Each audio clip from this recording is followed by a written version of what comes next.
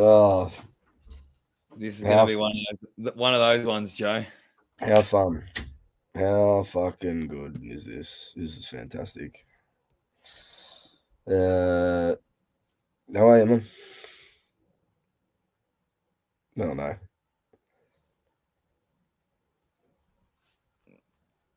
Joe, your internet's shit.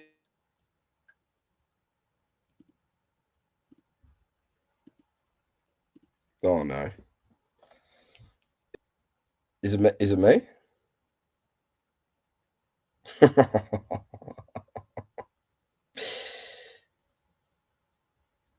Surely not.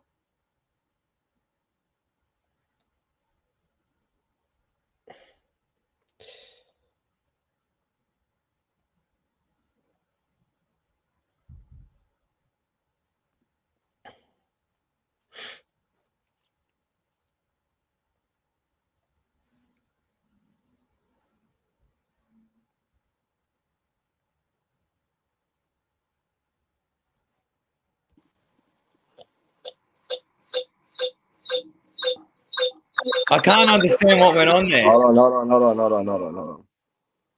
on. Fuck, I'm gonna work this out. Oh, Jesus.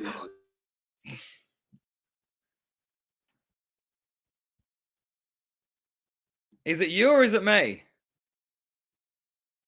It's your internet. Well, we're live, guys.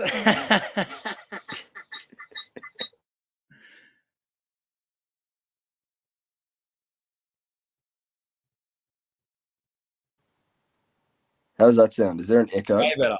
Yeah, we're on. Is there an echo? Is that all right? Is that good? That's fine. So I'm now on my phone.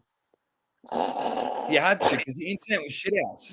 Yeah, because I'm on this VPN again. Every time I come to London, this is the case. Fuck me, this is bad. We're in shambles, man. We're just in shambles. You can hear me, but we can hear. Yeah. I just feel sorry for the listeners for this episode. This episode and for the next fucking 6, I reckon. Jesus Christ. Let's just start this thing. 1, 2, 3, 4. It was clean. It was clinical. Like, we executed to perfection. Now, I'd like to actually go into a few stats because, and I questioned Charlie about a month or so ago. That is so frustrating as a fan. All you needed was an extra 2-3%. On the podcast, you're a shit person. You're arrogant. You're obnoxious. I'm sick of it. And I reckon I've got 2 more episodes in me. Welcome, everyone, to episode 156 of the Almost Blues Brothers podcast. Powered in 2025 by Mavros Studios. Proudly brought to you by 3099 Jerky, Vortep, and St. David Dairy. Dan, just me and you tonight. This is shambles already. There's a comment here from Paul Noble. We've gone backwards since 2018. This podcast has gone backwards every year as well, I reckon. It's gone in the same trajectory as Carlton. Fucking hell. I'm in London. As we said last week, I'm going to be in Europe for the next 6 or 7 weeks. So this is what you're getting over the time. Now, Jules was supposed to be here. And he messaged last night, 11 o'clock my time. I was already in bed, saying he was no chance to make it for 5. So he might join us later in the show. But for now, you just got me and Dan. He sent a photo. So how's that photo in the van that he sent through? I don't know where he is. I don't know where he is. I'll try and have a look. I'm still here. I'm on my phone. Yeah. He hasn't messaged us. If he comes in the show, we'll ask him how he is, and he'll go, yeah, not bad, just doing this and that. Yeah. Oh, yeah. What have you been doing, Jules? Oh, you know. Anyway, Dan, what have you been up to? We're going to get into this pretty quickly today. I've got a headache. Yeah, I've got a headache for the fucking team. I've had a headache since the GWS game. I've had a headache since 2016.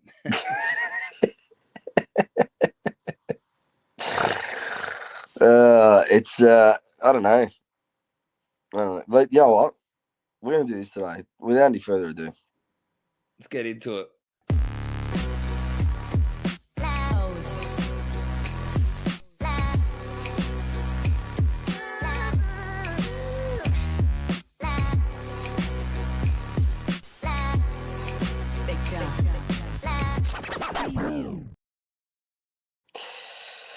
Final scores from Marvel Stadium. Just say we lost. Whatever. Final scores 12-10, 82 Carlton. 17-8, 110 GWS. I was prepared to give this group until yesterday to prove me wrong. That was as Lackluster. lackluster. Yeah, that was as bullshit a performance as I've ever seen. I'll tell you something. All I feel sorry for is us supporters. To be dished up that shit is a joke. We genuinely have a playing group that doesn't play for us. That's what I got out of the game. I sat there for 4 quarters and saw a team not play for their fans. Joe, do you know the stadium was actually pretty full? It was actually full. There was 40 GWS players, 40 supporters, 40 bloke.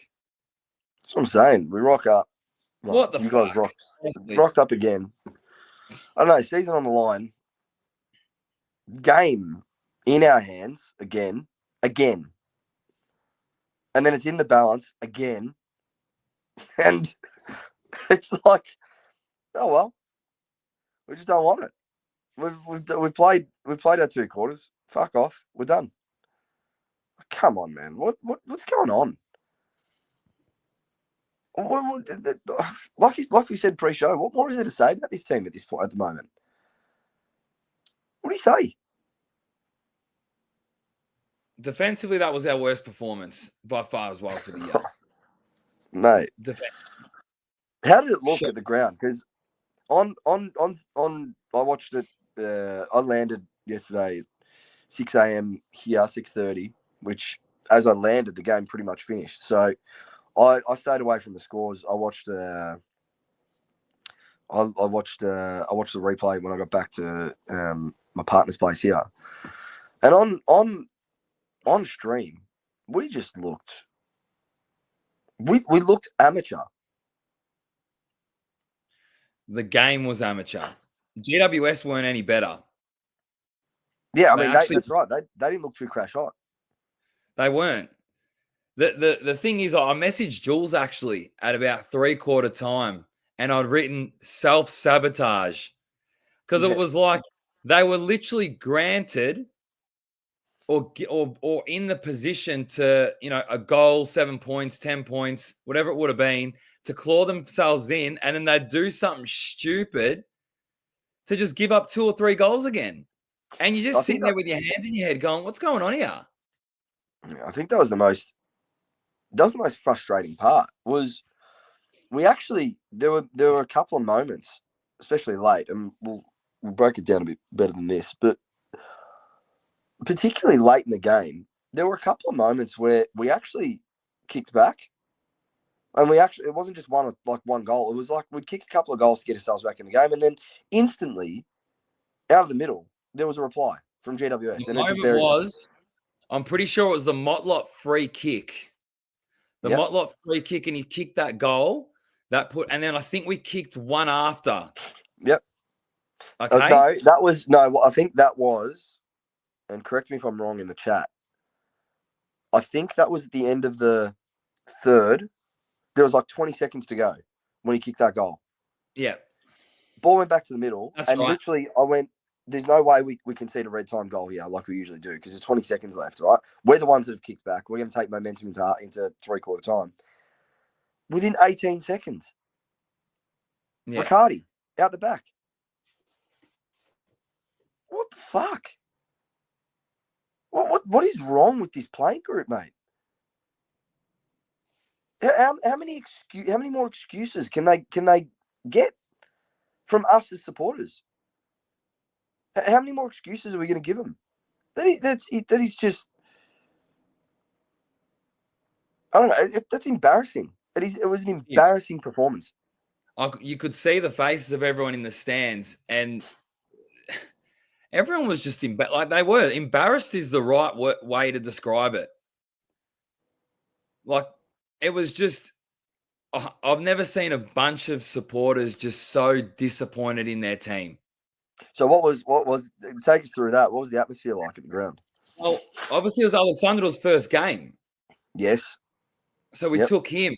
Even though he wouldn't have known what's going on, better for him. But I think I would say the atmosphere prior to the game, it looked as though everyone was,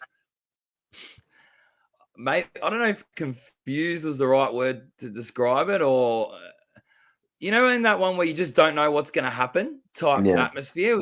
You just did not know where this was going to go. Was everyone a little bit on edge? Mate, Joe, like I said, for my personal opinion, there was no atmosphere because I just think How about this one for Paul Noble? That Wiedering, I'm going to talk about Wiedering, Cripps, Walsh, a few of our leaders and stars in a minute. But this is a good segue. How's that goal when Wiedering didn't punch over the line? Mate, I almost threw the phone. I was watching on my phone. I almost threw the phone through the wall. What? Like, this is what I'm talking about. It looked like amateur hour for every single player that was out there. It looked like they had all collectively played about 50 games between them at points in that game. You know the goal I'm talking about. Yeah. Cadman, and then Cadman comes through, kicks it off the ground. Like that, we had momentum at that point too. I think we kicked two straight at that point in the last quarter to get back within 9 points or something, 8 points. Yeah, well, 9 points, 8 points at that, and then they just kicked. You'd think that was enough for us to find that little bit extra to be able to take the game and win. Yeah. As bad as it was, you'd think that was enough, given that quarterback consistently throughout the game. Like, apart from leading the first, what was it, first 5 minutes, 10 minutes of the game, we're up by maybe 2 goals. Apart from that, we're behind. Is that not the story of the season every week? I don't think defensively we've been that bad. I think the back six and how they performed, that was genuinely their worst performance of the year. Like that profile. I'm saying the back six, that was by far the worst game they have played as a unit. And I know we had O'Farrell come in. Obviously, continuity we talk about, but that was a disaster defensively for me. I've just got no answers now, and this feels very 2023. But without the it's actually worse. I think it's actually worse. Now, I know we were 3-8 in 2023. We're 4-7, and we're not 15th now. I think we're 13th or whatever. But this feels even worse than the lowest point in that season. It just feels like there is no desire or motivation within the club to win and to put winning first. We're let down. I'm telling you, as supporters, we are absolutely let down. And if you don't renew your membership, like, so be it at this point, because you're not getting anything from the club. Honestly, that's reality, Joe. I'm still very cautious at throwing it in because we've seen it before, right? Where they can turn it around. I'm not gonna. Yeah, but you're calling it for the game. I'm not sorry to cut you off, but from what we're seeing, especially the last 2 weeks, Joe, we have been a game out of the 8. How is there no fucking motivation for the team? I mean, we were a game behind GWS there, right? So that makes that up. That's an 8-point game in the end, because they now go 4 points ahead when we could have squared not just almost our ledger, but we could have squared up against them. They're now 2 games in front of us, and it's like, and this is the thing. It's not like the last 2 games we've come up against teams that have been in form. Sydney had one less win than what we did last week. GWS had 1 more win than what we did this week. So we should be beating these teams if we're at our absolute best. And didn't we say that before the GWS game we looked at them, we go, all right, we beat GWS, we're essentially equal points with them, okay? and we're there or thereabouts to the 8. Then our run, realistically, the fixture has actually favoured us. Mate, this is the worst part, is that we've been given such a soft fixture, it's going to go to waste. Correct. It's going to go to waste. So what's there to justify now? Because they've fucking bottled it. They've absolutely bottled it for me. They have. I mean, sure, they can they can go on a run. We've seen it. No doubt they can go on a run. But I just don't. The group's different to 23, mate. Oh, it is, and that is the thing that I think is, you've nailed it. I think that is the thing that's different, right? Is that we did have a lot more depth back then, and we've spoken about this. I don't know how many times. We have gotten rid of about 8 to 9 players since then who played roles in 2023 to be able to get us back on track. I don't look at anyone past our 16th best at the moment on the list and think, yeah, you're going to be a real game changer for us to turn this around. I saw TDK not give a fuck all game. All right, let's talk. Let's go through this. Let's do this. Let's talk players, right? Call it for what it is, rather than going through play by play and quarter by quarter. There's nothing to speak about with the game. It's the same shit we speak about every week. Yeah. Let's go player by player. You start. Let's talk Tom. Well, I just think it's another ruckman in Briggs. So bigger body, ruckman. Mm-hmm. And once again, he struggled big time. His third quarter was probably his best. He probably got the better of him in the third. But that goal that Briggs kicked, what the fuck? That's embarrassing. Not only that, there was another moment where the ball spilled it was in our defensive 50 in the pocket. And he's just stared at it. I don't know if you could see that from TV, Joe, but at the game, he'd literally looked at the ball to bounce. Mm-hmm. And I'm like, this guy's fucking nowhere. He's genuinely nowhere. He looked disinterested yesterday. Yeah, and I could, and this is the worst part is, I wasn't at the game, right? And sometimes you can watch players for a whole game when you're actually at the stadium and you can see how they're tracking and whatnot. I was watching it on my phone. Through my phone, I could see he was disinterested for the majority of the day yesterday. I watched him, and the amount of times this bloke was walking, the amount of times it was just, yeah. If he doesn't want to be there, go. Simple. I mean, get the club to fucking take some balls, put a contract in front of him, and say, you either sign this or see you later. Plain and simple. We have spoken about this year, right? And again, it's still speculation. He might sign. I don't know. But purely on speculation, has he just checked out? This is what I'm saying. You're asking these type of questions, all right? This is up to the Carlton Football Club to take the ascendancy and go, do you want to be a Carlton player? Start showing it. Here's your contract, or see you later. I mean, yeah. Just waddling around for another half a season. Come on, man. I just think at this point, you're right. Because what do you stand for as a club, right? If you've got a player that everyone knows is considering a $12.5 million deal from St Kilda, probably another deal from Geelong that as well is there on the table, has continually said, "Oh, we'll let that play out." When asked the question, now looks like he's completely disinterested week to week. Gets beat most weeks, as we've said on this podcast, every other week. What do you stand for as a club if you don't look him in the eye and say, Tom, you're either in or you're out, mate?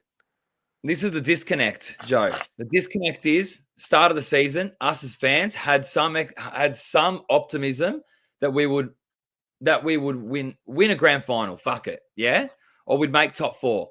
Okay, if the club are playing TDK to purely keep his value up, then we as fans are cheated because that just shows you what the intentions. Because if you're doing that and he's disinterested, you don't want to win a flag. You don't want to be successful.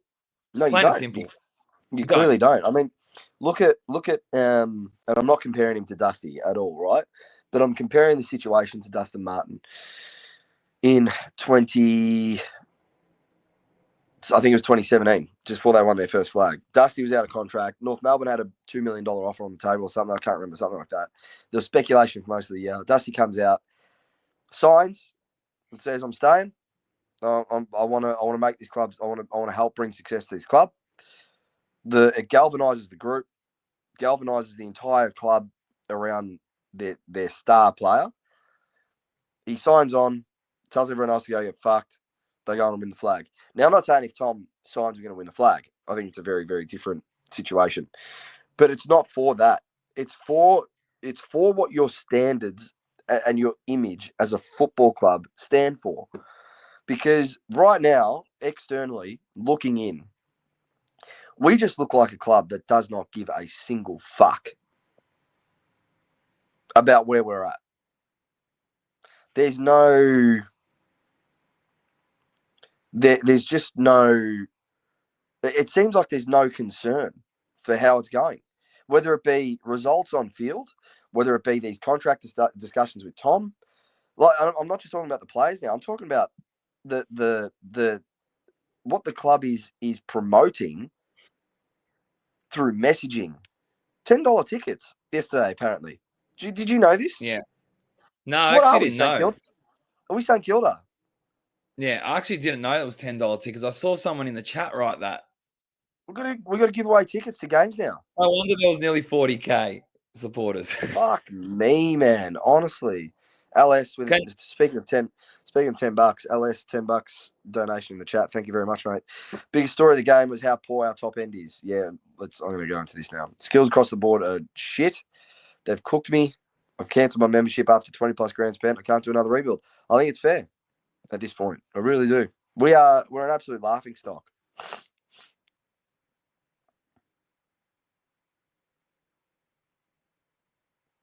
Skills, top end. So I've spoken about Tom. I want to talk. I don't want to talk about the Motlops, the Bins, the O'Farrells, the Frankie Evans of this team anymore. The top end of our list has a lot to answer for. Joe, I just want to talk about one other thing because we don't really talk about coaching because we don't see the accountability there as much. However, I'll tell you right now, there needs to be some changes. And I'm not talking about Voss potentially, whether he's not the tactical coach that we think he is, or that he doesn't claim to be, I wouldn't assume. But he needs some good quality assistant coaches around him. And I'll tell you right now, there's some coaches that need to go. I've seen enough. There isn't, especially the last 3 games, GWS, Sydney, and who we play before? St. Kilda. But it was Adelaide. It was Adelaide in between St. Kilda and Geelong. Adelaide one. Okay. Whether I think it should be Voss that goes or not, I just think that it's probably too easy to sack him. We've done it before. But this is the problem. What is Jordan Russell? We struggled to kick a score. Our forward structure is disaster. Like him, Hansen. What value have you fucking brought to the club? Yeah. Brad Lloyd.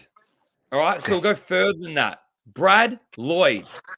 Where are you, buddy? Where are you? Isn't he setting this whole thing up, technically?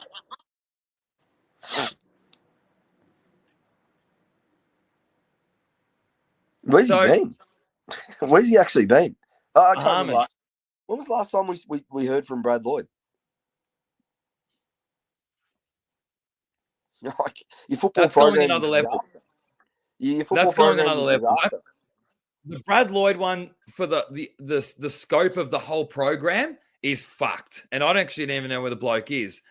The assistant coaches, I'm telling you right now, there's got to be some big changes. Maybe Voss is just that coach that, and again, I'm saying galvanize the group, but he's not getting the best out of players anyway.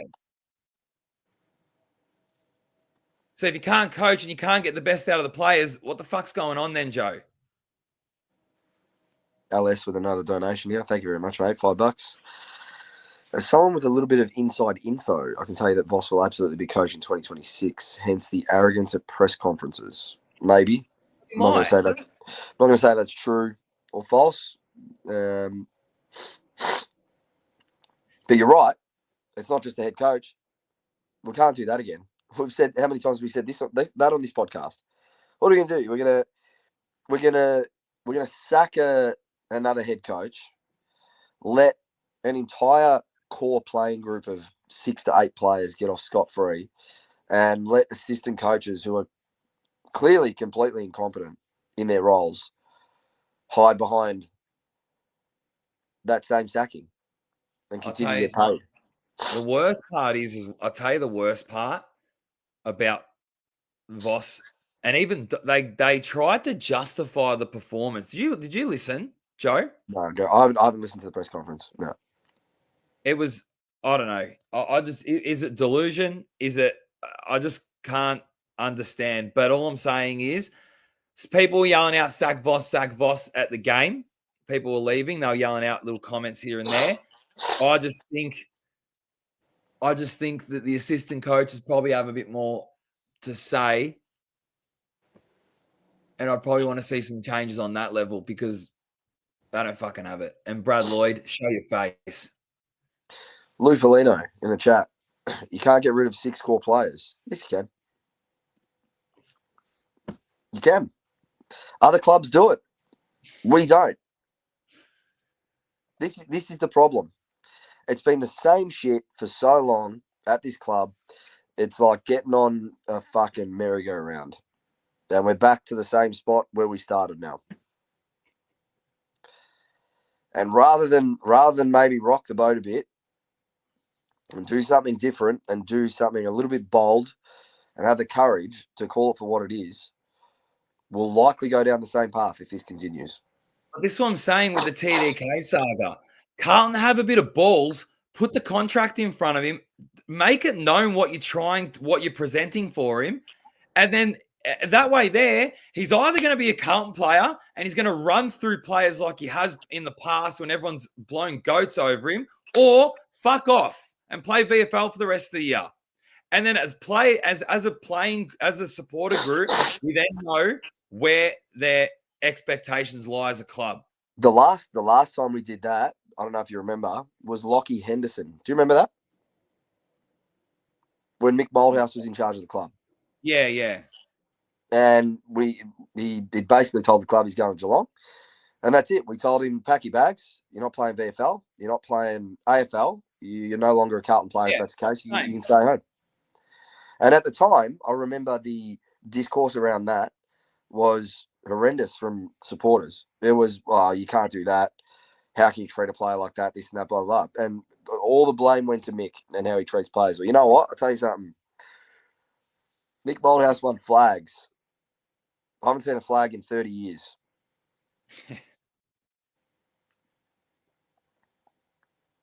What do we want as a club? What do we want as a supporter base? Do we want to continue down this path of mediocrity? Because it'll actually get worse from here. This isn't even as mediocre as we can get in terms of the mentality. I'm telling you now. The football is fast becoming last on the list in terms of importance to this football club. Yeah. Honestly. You got to be cutthroat. You got to be ruthless. This is professional sport. This isn't. It's not fucking. We're not playing marbles here. you got almost 100,000 paid up members that have been, and with the majority of them being paid up since 2015 at a bare minimum, when you sold hope around this fucking journey. It's 11 years ago, man. Next year.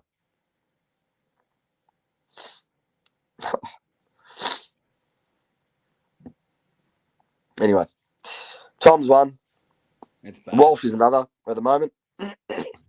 More than happy to have a chat about Sam Walsh at the moment because Well, I don't know. It was. Sorry, Joe, but it was after. I think ever since we gave him praise for quote unquote being back, fuck, hasn't he gone into his shell again? I don't know if it is, if it's just his body. I don't know if his body is just absolutely cooked, but he is nowhere near the player that we know he can be. Nowhere near it. Yeah. Nowhere near it. There was, once again, when the game was on the line and you needed your stars to impact, he was just. I don't remember seeing him. I do not remember seeing Sam Walsh in the clinches.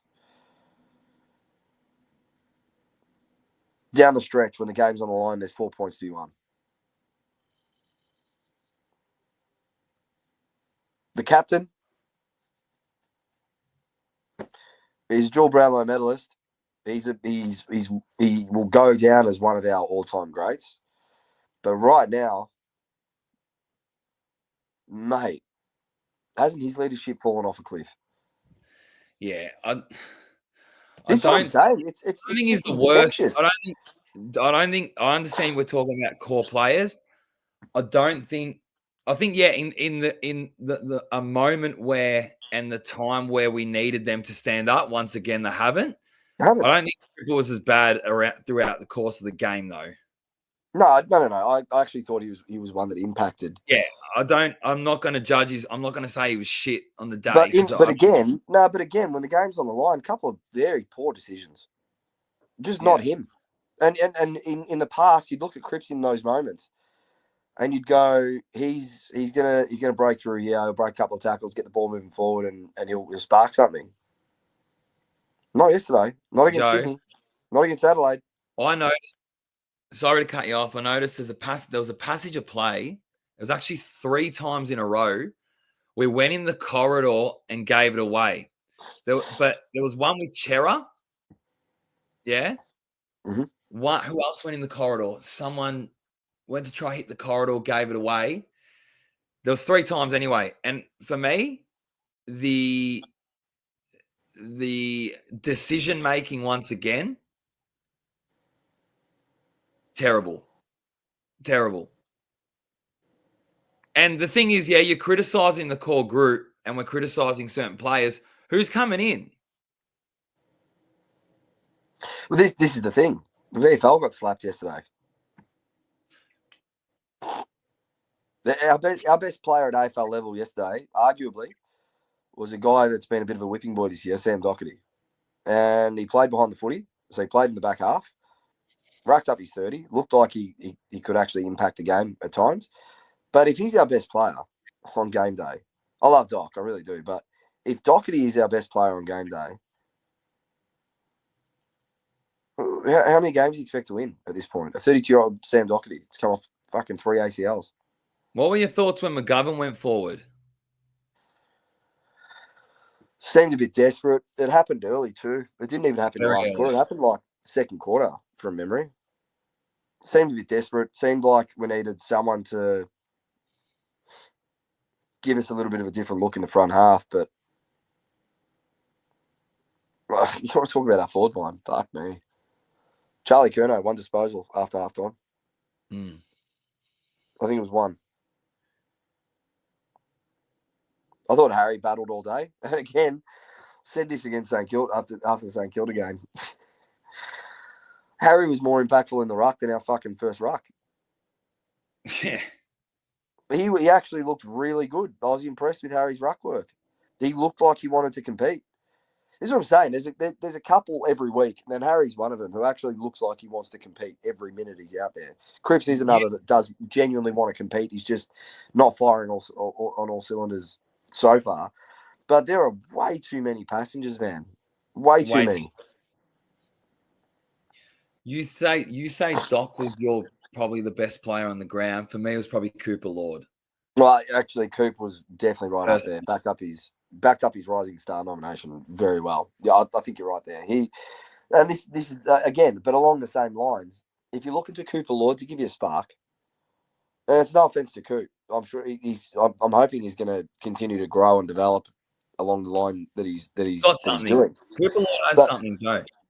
He does. He's got it. He's definitely got it. But if you're looking to him 10 games into his career to spark something for you, come on, man. Where's your leaders? We have spoken about how top heavy we are for so long. If that's the case, then you would at least expect those top 6, 7, 8 players every other week to be able to help get you out of a bind. They are nowhere near it this year. They don't.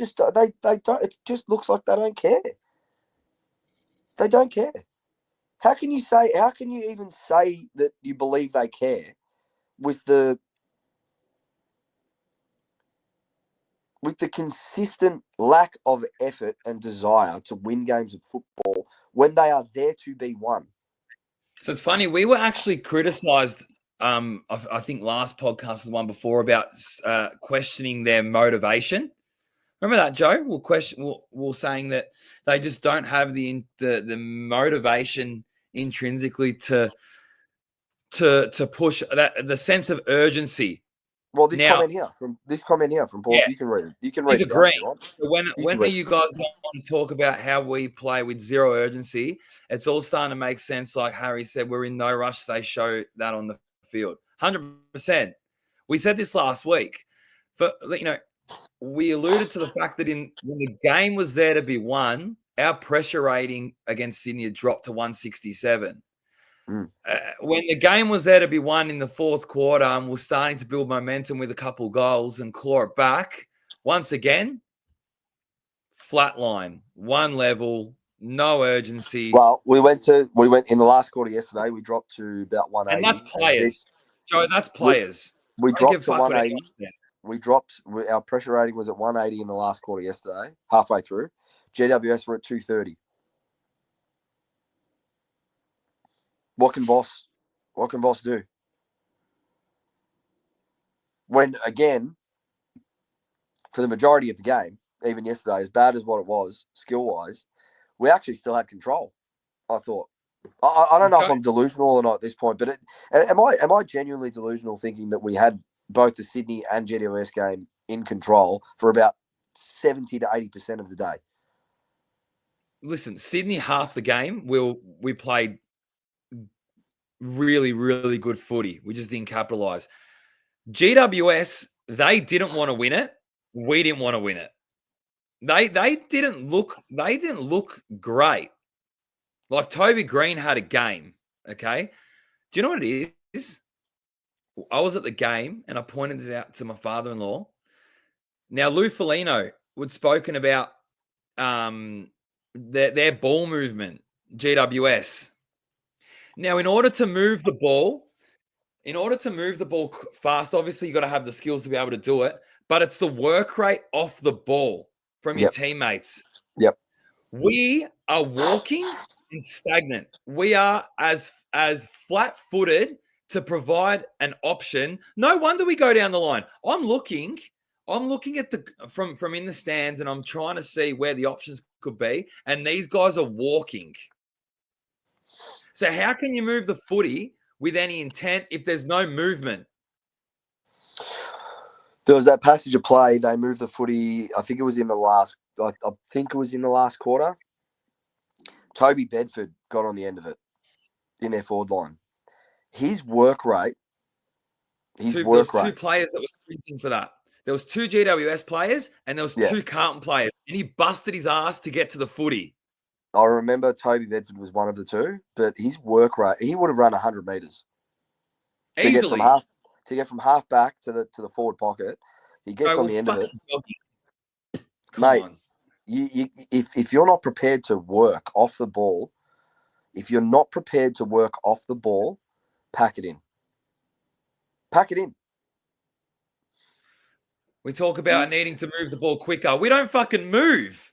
We don't move, let alone move the ball quicker.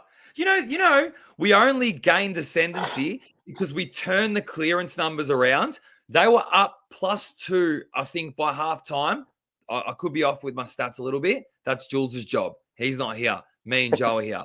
But I'll tell you something. We turned that around. We ended up +8. I remember looking at one stage. +8. And Jules, to his credit, he does speak about that you need a balance between stoppage and turnover. I get it. I couldn't even tell you what our scoring sources were yesterday. This is the thing. This is the thing that's really concerning for me. We have Bulldogs against Geelong. Joe scored 76 points from stoppage. Yeah, and I think that's fine. The Bulldogs are proving to be a team that are very, very effective out of clearance. Very effective. But the thing that's really concerning for me is we have covered this team for 5 years on this podcast. We've done 156 of these. I can say with confidence, for the majority of the time that we've done this, that we've had a pretty good gauge on most facets of our game. Like, we know what our strengths are. We know what our weaknesses are each week. You see it week to week that we rely on certain strengths, and obviously we're weak in certain areas. At the moment, I can't see a strength. No. Do you agree? Well, even at our worst. Defensively, and I'll say JSOS is a big factor for this, but our back six, I would say, has been our strength for this year. For the majority of the year, yes. But I'm talking about more so going the other way. Right? So right, yeah, okay. How are we keeping the game on our terms? And I can say, for the majority of the time that we're doing this, there has been a strength that we've been able to point out, that we've been able to rely on, that each week we get on here and speak about. There is not a single strength of this side at the moment. They're not strong in anything. They're just not.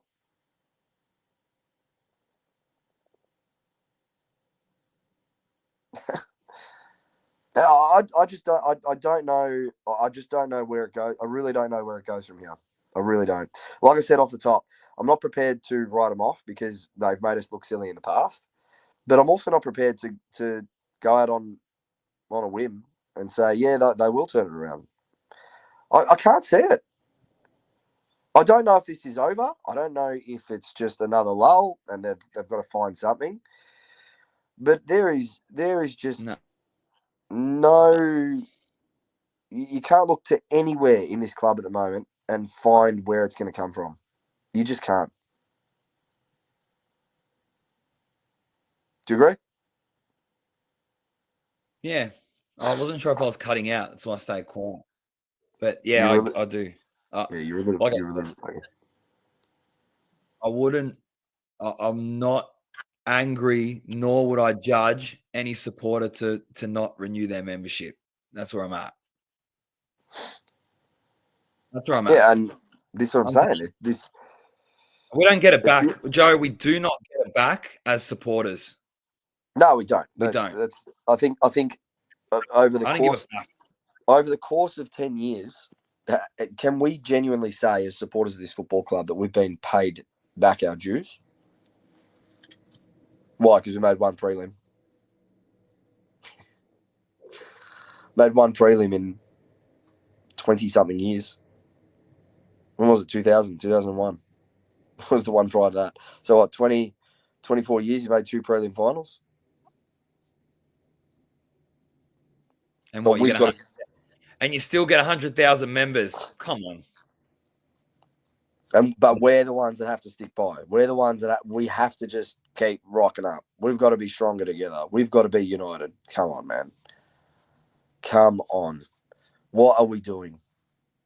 As a football club, you know the worst part in this, right? And I've started to think about this. Oh shit. This is what people aren't understanding. Tassie are about to come into this competition and get concessions in draft for the next 3, 4, 5, 6, 7 years. We're fucked. We're fucked. I'm telling you, if this is going the way that I can see it going, and we've missed our window, I think we are genuinely rooted. We're well and truly fucked. Yeah. Proper. Do you remember how bad it was during the Gold Coast GWS concession years? Like you couldn't find talent anywhere. You couldn't find talent anywhere. Who have we got coming through that we can rely on in the next 10 years? Seriously. 10 years. What's it going to look like? Are we still going to be doing this in 10 years? We won't have any listeners if we did this podcast. Fucking hell.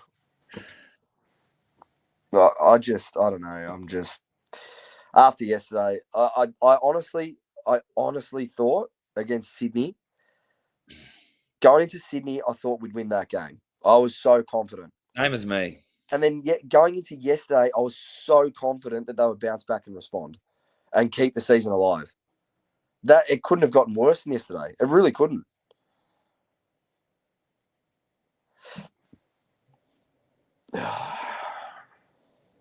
So, all right, we're taking the week off next week with the mid-season bye. We're not doing podcasts. We've already spoken about this. So just quickly from you, and we spoke about it last week a little bit. What is the expectation now for the rest of the season? What do you want to see? Honestly, what do you as a supporter want to see from this club over the course of the next however many games left? 12 games. So I want to see some transparency from the club. I want to see some ruthlessness from the club. And I want to get an understanding on where the fuck players are and where the club's expectations are on this playing group. Genuine. Because until that happens, we are going absolutely nowhere. Plain and simple. You know what the thing is? Yeah, we go on a run. There's optimism there that we're 2 games out of the 8. It's not like it's not impossible. But what the fuck's I know you were saying that at a bare minimum you want to make finals, yeah? You want to still be able to make finals. You have to. But you're not going to. Not when you're dishing up that shit. No. You're not. That's reality. I agree. Where the fuck does it get better and where does it start?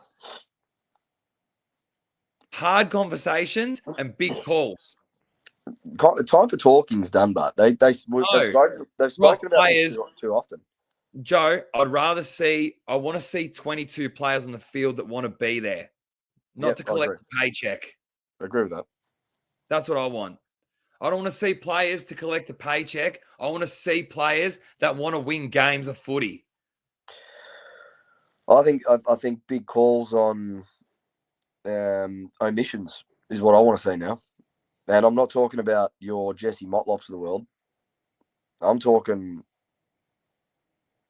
like when we dropped Jacob Wiedering for 4 weeks in the Bolton days because he was out of form.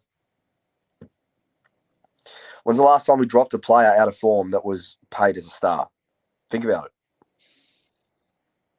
No, I'm not going to name anyone in particular. I'm not going to throw him under the bus and say he should be dropped against Essendon and spend a week in the VFL. But there are probably 6, 7, 8, 9 players there that should be playing at a much higher level than what they've been playing. That I think now you just pull the trigger and you go, boys, if you're not going to earn your keep, go find your touch. Because it's all too easy, Joe, at the moment, because they know there's no depth. There's no competition for spots because realistically, the names that are coming in, they've played 0 or less than 5 games. My expectation is that we still play finals. I don't give a fuck. I'm not dropping that expectation. That's the standard. If they don't at the end of the year, then you can say, pack it up. Pack it up. And I think there's going to be mass change at this club with Graham Wright coming in at the end of the year. Oh, yeah. Regardless of whether we play finals or not, regardless of what the season looks like from here on out, there is going to be sweeping changes next year. And that's what I'm looking forward to. Yeah. And whatever they look like at this point, I know obviously on this podcast we've been big supporters of Vossi and wanting to stick by a head coach for more than 3 years. Look, whatever it looks like, whether he's implicated or not, there is going to be mass changes at this football club in the off-season. I just want to see from here on out, I want to see players fighting for their lives. I want to see coaches coaching for their lives. And I want to see a football club that looks at themselves honestly and admits to us, to whoever, publicly, that our standards and our expectations as a football club have dropped so far below what the bare minimum requirement is from here on out. Just admit it. I don't give a fuck if you fix it at this point. Just admit it. That they are the types of discussions, conversations that I want to be hearing. Is that our expectations and standards as a football club are so far below what is required at a bare minimum in this competition. That's all I want to hear as a starting point. Admit it. Go on from there. That's it. That's it. Bare minimum requirement for me is still to play finals. I don't give a fuck. I don't care. I will still be judging this side on whether or not they can play finals. At a bare minimum.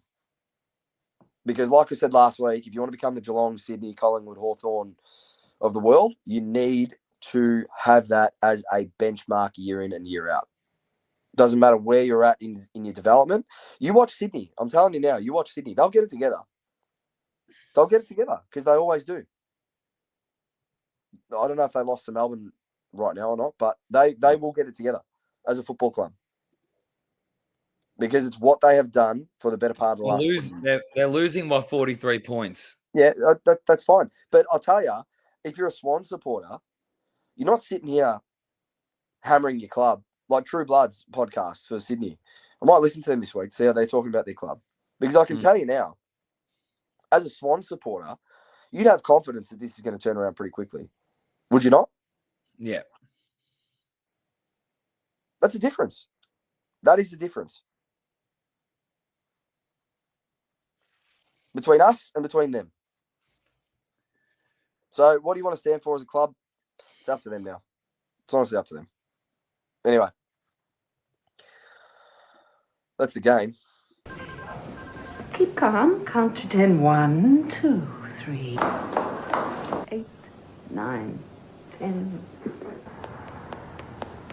Not happy, Jen! All right. Is he not happy, Dan, just about the football club? Again? No. I don't know whether I should say this one's about a client. Oh! I mean... Ex-client. You don't have to name him. You know what? You're going to leave it? Yeah, I'm going to leave it. Have you got another one? Have you got another one? Yeah, Jules. Yeah, fair enough. Listen, Jules. Don't message us 3 hours before the pod. Was it 3 hours? Probably actually a little bit. It was more. It was earlier. But this is what I'll explain to the listeners. I'm in a different time zone. It's fucking, what is it? 9 a.m. where I am right now, right? Jules messages me at 11 o'clock my time last night after I've just gotten off. I was asleep, dead to the world. I'm the one that sets up this stream, right? You can't message me at 11 o'clock my time expecting me to be able to turn this around and start at 6 rather than 5 today. You just can't. I don't think he's taken on 360 feedback. I don't think any of us have taken it on, to be honest. I don't think he ever will. That's the problem with him. Hey, I'll tell you what. Last week, The other thing is, go on. Jules, my son. He's called it out. Yep, my son went to his first game yesterday, and all I wanted was my best mates there. Sorry, I'll put my hand up. Sorry. One in England. Great. Should have changed his flight. Oh, Dan just missed out. The other one, I can't, man. Working. And they've got guests over, yeah? It's my son. My firstborn son. Yeah, I know. We're in shambles at the moment. We are. We're in shambles. I'll tell you, can I say, after the 360 feedback last week, I've been reflecting on that. That was genuinely one of the funniest, that was probably the funniest 40 minutes I think I've ever been a part of. And I'm gonna give you full credit. Your performance last week was top tier. Dominated. It was top fucking draw. Yeah. Oh shit. Go and have a listen to 360 feedback if you want. If you haven't, just go and watch last week's episode from about 48 minutes onwards, and it is brutal. Anyway, it's been fun. We kept it short and sweet this week. What? Has it been fun? Probably not. What? Probably not. We kept it short and sweet this week. There's not how much can you really say? Honestly, the fact that we've done an hour is actually, I'm pretty impressed. You know what else made me happy, Dan? I'll tell you one. I got another one. Go on. So, from a Collingwood supporter, yeah, and this bloke's talking in genuine hindsight. He had the gall to say to me, I enjoyed sitting through losses as a Collingwood supporter all those years ago. What? And I went, you're saying that now after winning a flag. And probably going to win their 17th this year. Hey, I sat there in the GWS game and I went, there's nothing good or satisfying about sitting in this. No. Can I just say on Collingwood, right? So they look like they're head and shoulders above the rest of the moment. We're not going to win the flag, right? It's not happening. There's a part of me, genuinely, this is going to sound fucked. Even no, don't say it. Even with the words that are about to come out of my mouth, I feel sick. There's a part of me that wants to see them win this flag. Can I tell you why? Can I tell you why? Because if it's not us, right, and it's them, they win 17. We've got nothing after that. There's no like this. The silver lining in all of that is our football club has nothing to fall back on. Oh, we've still got 16. I just can't. It doesn't matter. It won't matter. Like that at that point is when you can say we're at our absolute lowest. Is that even after 30 years, they took over us. Eventually, we couldn't do anything. They caught us. Correct, John Noble, Paul Noble. They caught up to us. Is that fucked? That a part of me wants to see it just for that, just so that I can then go take a deep breath, exhale, and go, all right, I got nothing now. We've literally got nothing.